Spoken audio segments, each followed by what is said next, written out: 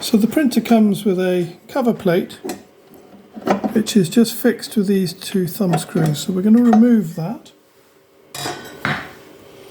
And we're going to position our camera processing board on this upstand here. We're then going to take the larger screw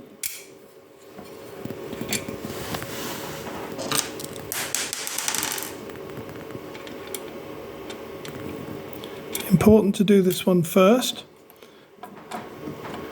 and we just get a couple of turns on that screw first. Having fitted that larger screw, we're going to make sure that the grommets pick up on this vertical upstand. We're now going to take the 3 screws on the side here,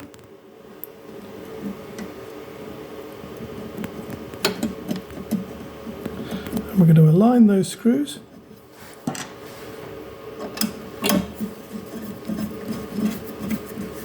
And we're going to fit these 3 screws. The process of tightening these 3 screws